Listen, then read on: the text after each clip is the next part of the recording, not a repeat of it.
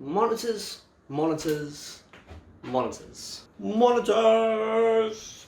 I think you get it. Today we're talking about monitors. So there's a few things to look at when buying monitors. Like you've got G-Sync and Adaptive Sync, so AMD FreeSync, and resolution, which can affect your frame rate. But also the different panel types have differences as well in refresh rates, response times, color gamuts, so forth. So panels first, resolution last. Resolution won't take as long as what panels will. So let's have a look at the different panel technologies as well as resolution, so that you have an idea of where to go with your monitor choice. Okay, so the first panel in this list is the TN panels, the oldest panel in this list. This panel does have issues in its viewing angles. It's very easy for a TN panel for the colors to look off at basically any angle other than dead center. Dead center to the panel will be fine. If you go on an angle, it will look funny, especially if you go above the monitor, it will look really bad. Also, the color accuracy on TN panels are by far not great either. In fact, the TN panels viewing angles and color accuracy are the worst in the list that we've got. But where this panel shines is its refresh rate and its response times, where the refresh rate can get to 240 Hz and the response times can get to as low as 0.5 on the product spec list. And reality might be different, but product sheet, 0.5 milliseconds response time. So, woo!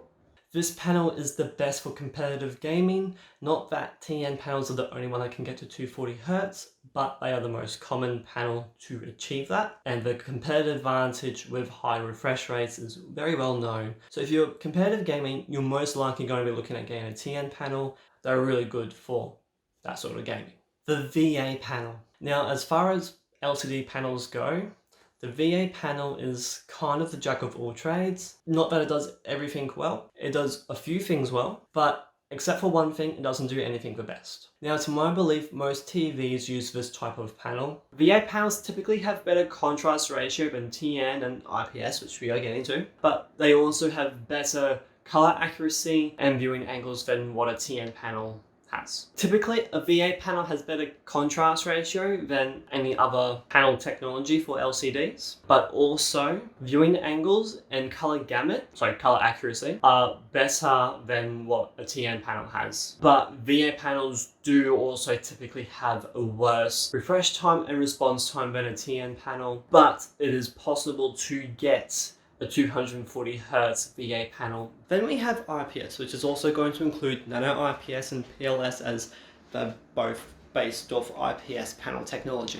These panels have the best color accuracy and viewing angles by far than any of the other panel choices. Their refresh rates, while they are good, they aren't as good as TN panels, but can still get to 144 Hz pretty easily.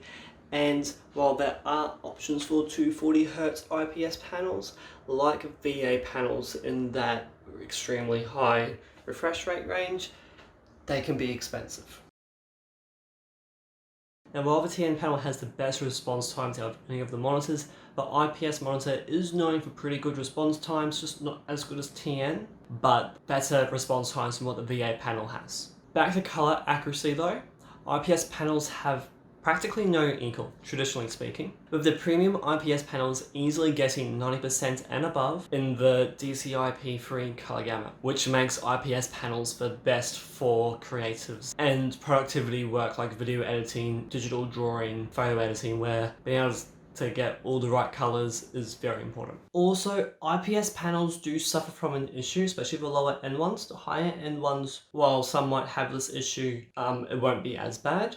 But the issue is called IPS glow, where when on top of a darker area on your screen, so if you're in a dark place in a game or something, or you're watching a movie and it's a dark scene and you've just paused it, your mouse is hovering over it, maybe doing some creative work and you're using darker colors, the mouse will get this little glow around it, this little halo-like thing. And depending on who you ask, most people, that can be annoying. It is considered an issue. And while IPS panels are the best for creative types, this contrast ratio doesn't come anywhere close to where a VA panel sits for contrast ratio. So you won't get those really deep blacks where some blacks may look a little bit grayish. Okay, so that there is the panel technologies, the panel types done. Let's get on to resolution. Obviously, if you want a pretty picture and a more detailed picture at that, then you're going to want to go with 4K panel, but a 1440p panel would do the job as well, just won't be as good as 4K. But if competitive gaming is what you want to do solely, then what you really should be doing is sticking to a 1080p monitor with 240Hz refresh rate, as that's pretty simple to get. But you can get 1440p monitors that can do 144Hz, and that there's a good middle ground if you want to do some competitive gaming but also want some really good looking pictures as well. Obviously, the more pixels that your monitor has, so the more pixels that you're probably going to be using. If you buy a 1440p monitor, you probably want to use all the pixels, but the more pixels you have, the more GPU power you need, and that goes along with ultra wides. So if you have a standard 16:9, 1920 by 1080p monitor, it will need less GPU power, less resources than the 21:9 equivalent of a 1080p monitor, so 2560 by 1080 pixels. The 21:9 monitor, the ultra wide, would need more GPU resources. Also, while we're on the subject of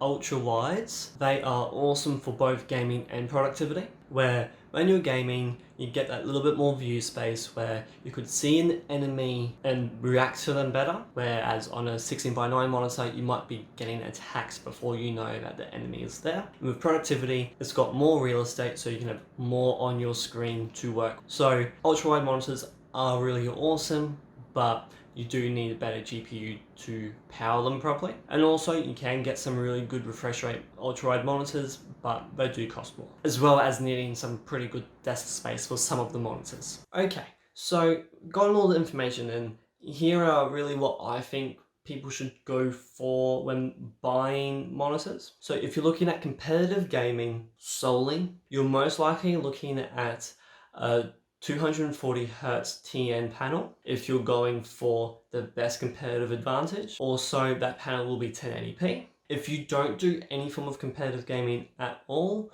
you just play games like Skyrim, Tomb Raider, but those really pretty games, single player games where lots of detail is put into it, then if you want the best quality, then you're looking at a 4K monitor. As well, 4K monitors have been around for a while. They still sit at 60Hz refresh rate and obviously give the best picture that you can currently get. As well as for price to picture performance, 4K monitors are the best pictures you can get for a decent price. Also, this 4K panel will probably be IPS because of the better colors. Now, if you play games on both sides of the spectrum, so really pretty games as well as really competitive games, then my pick would actually be a 1440p IPS monitor that can do 144Hz. 120Hz would be fine, more than 144Hz would be also fine, but 144Hz at 1440p for an IPS monitor would be my pick for that middle ground. And also, if you're looking at any form of gaming with a high refresh rate monitor, so 144Hz, 120Hz, 240Hz, really anything higher than 60 or 100 and higher, 100Hz and higher more so, then don't forget to look at a panel that has AMD FreeSync or NVIDIA G-Sync. G-Sync does work with adaptive sync models, so AMD FreeSync models, but not all of them have been tested. But that way you have a better gaming experience, and the FPS you get in your game, your monitor will actually match the hertz to the FPS, so that you have a much smoother and nicer gaming experience. So don't forget that when you're looking at buying a monitor for gaming and you're gaming at a high refresh rate, make sure that you get something with AMD FreeSync or NVIDIA G-Sync. So don't forget to like this video and subscribe to my channel. Watch some more of my videos while you're here. Thank you all for watching. See ya.